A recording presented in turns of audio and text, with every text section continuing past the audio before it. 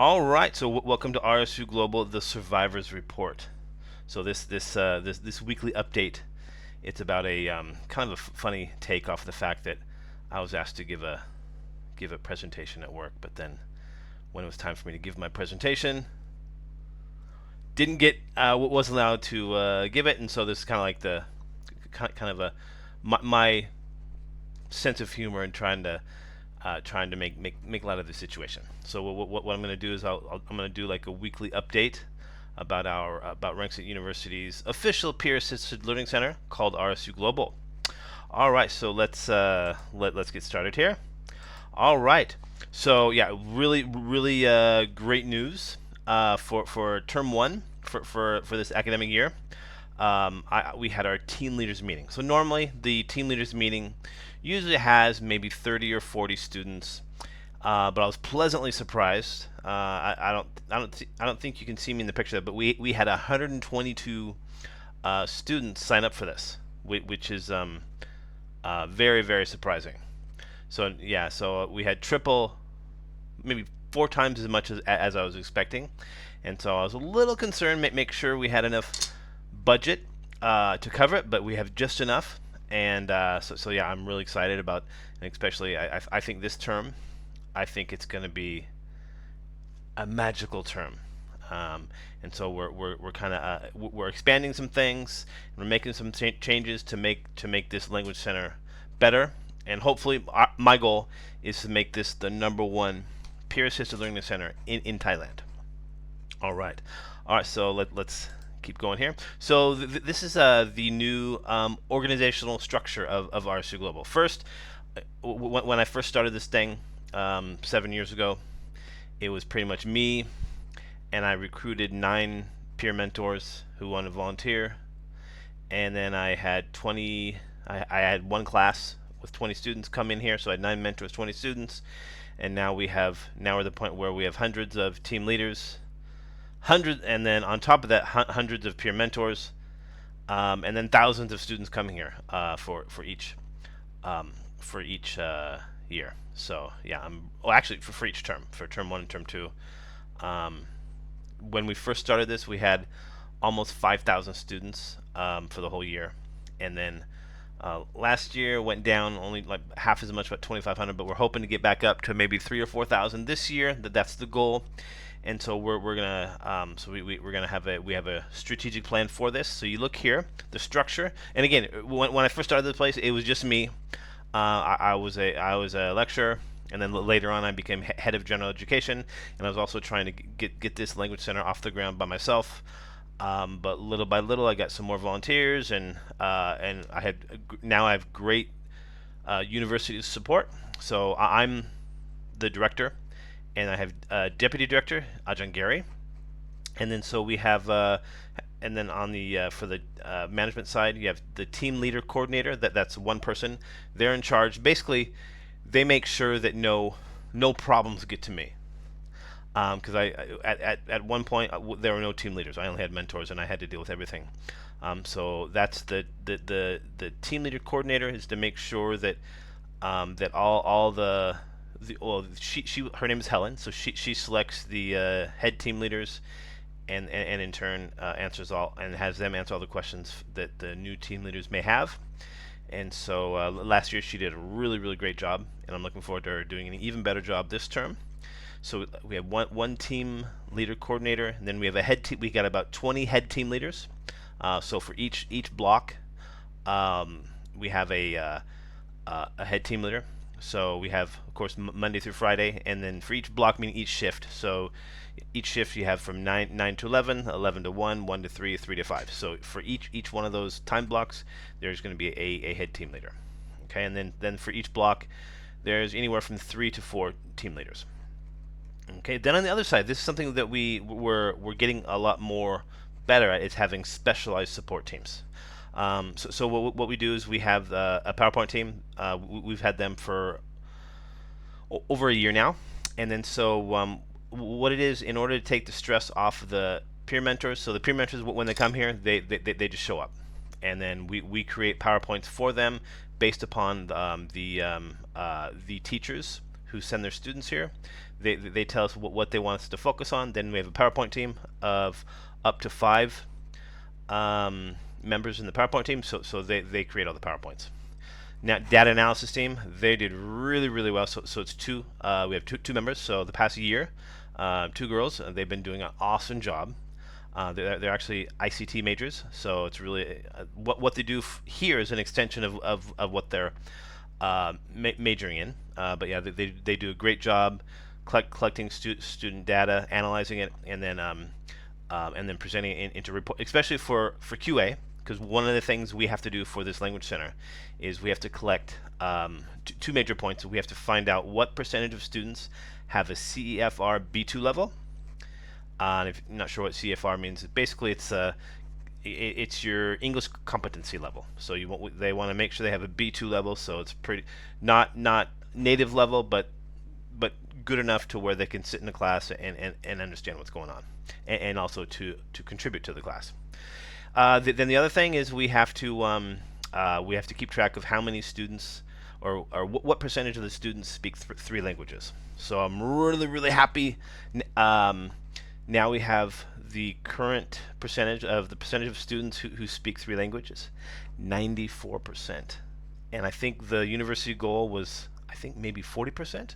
So we just doubled that. We knocked that out of the park. So I'm really happy with our data analysis team. Then the website team is another group that I'm very happy with. So when we set up this language center, it was a faculty-based program, so not so big. But then when we expand to a university-wide program, I thought it would be there may be some growing pain, but wouldn't be that difficult. But then when I had hundreds of students coming all at once to register, I was like, oh my gosh. And so that's when we really created an online booking system. So the website team, they're doing a really great job with that. And then this term we're going to connect the attendance with the website to where now teachers can log into our website, and hopefully they can know on a weekly basis which students of theirs are coming and then which are not.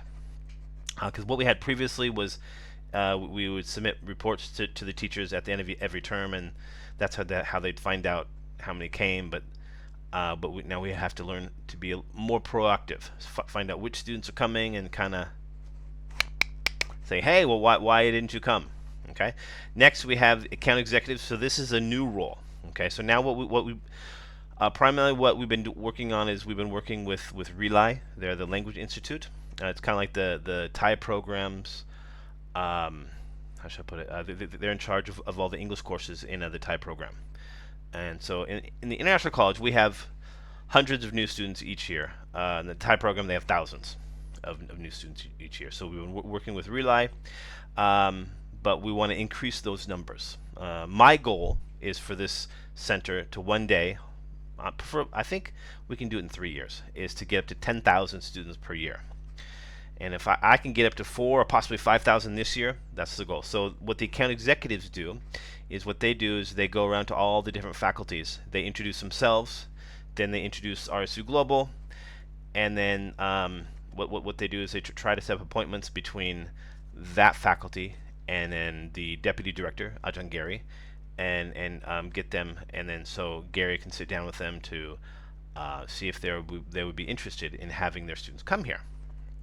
And so then in the long run, we have, I would say, over 20 faculties, and the goal would be for each faculty that joins here, then the account executive, they will be in charge of, they'll be like the liaison between RSU Global and those faculties.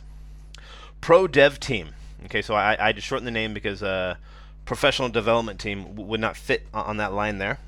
But what they're going to be focused on, their goal is the training of the mentors. So we've always had training before the term starts. So I was usually either me or the team leader coordinator was involved in having a training session for the mentors. But from the feedback, the mentors they wish to have more training. So what we're going to do is this term I recruited 3 people to be on the Pro Dev team. So their job would be offering weekly training for all the mentors. So they're going to have, what they'll do is they'll record weekly videos that we'll put on the website on various topics that peer mentors want to or have interest in learning more about. And then we'll also have a weekly seminar um, for this program. So I think that'll be very, very helpful. Not only for our mentors, but then also for the development of RSU Global. Number 6, podcast representative. So this is we started this. We did a trial run last summer. It went pretty well. And so what we're doing is we're working in conjunction with an English teacher in Japan, who also happens to be my very good friend. His name is Garrett Sensei. So he's an American from the University of Oregon, which is where I'm from. And yeah, actually I met him. I used to work in Japan for about 8 years, and so he's an English teacher there. But what he does is he also has every Sunday night he has a weekly podcast. And so what we're going to do is we'll have one person that's a part of the management team here. They're involved in that podcast, and so every Sunday night they have a podcast, and then so it's where kind of they have Garrett Sensei, and then one of our students. They kind of have a conversation online in their weekly show about different topics, and then it's on YouTube, so it's a live stream. So then students in Japan, they type in with their questions, and they ask either Ajahn Garrett or Garrett Sensei or one of our students some questions, either about learning English or about Japanese life in Japan for foreigners, and then also life in Thailand, or maybe life in Myanmar. And also it's open to students in Thailand as well. And so we're hoping to have a couple classes, maybe have 100 students in Thailand join this podcast as like a trial run. So we did last term. We did have one class join, only about 10 students, and things went pretty well. So we're gonna test it for 2 more classes this term to see how it goes. All right, and lastly, marketing coordinator. So this is kind of something that I kind of did by myself when I had free time, but I found out I need some help. So what we do is as I found last summer, we created a daily desk calendar. And this student, she did a great job in taking pictures, and so she's going to be taking over marketing for the RSU Global. And so her job would be to update all of the social media channels on Facebook. We have Twitter or X, Instagram, and did I mention Facebook? And also she'll do like weekly YouTube videos. Lastly, she's also going to create a monthly newsletter. So that's something we haven't had in the past. And so all of that will be, we'll have links to those on our website. So I'm looking forward to that. And lastly, down below you have a foundation coordinator. So these are she's a Chinese student, and so we have a lot of Chinese students here in our foundation program. So her job is she's like the liaison between the foundation students and myself. So deals with any issues that Chinese students may have living here. She answers questions. She used to be a former foundation student of mine. She's really great, very very good, very productive, very hardworking. And so yeah, her job is to make sure again to address all the needs from the students in the foundation program. All right, and then of course we have the mentors. The mentors come from four different classes, and so it's they're involved in this for 10 weeks. So it's a 10-week program, and they volunteer for 1 hour each week. And this is this philosophy. It's connected to the university's motto of creating a giving and sharing society. All right. Okay. And then of course mentees. They come from one right now for this term. Come from one class in the Thai program. I'm not sure how many students we have, but probably 3,000 to 4,000. I'm guessing. And then we also have one faculty is joining. It's the nursing program. I just got a message from them, so they're going to have around 30 of their students come. And then normally also the accounting faculty, they join as well. And then also pharmacy, they join as well. But we want to get a lot more faculties involved.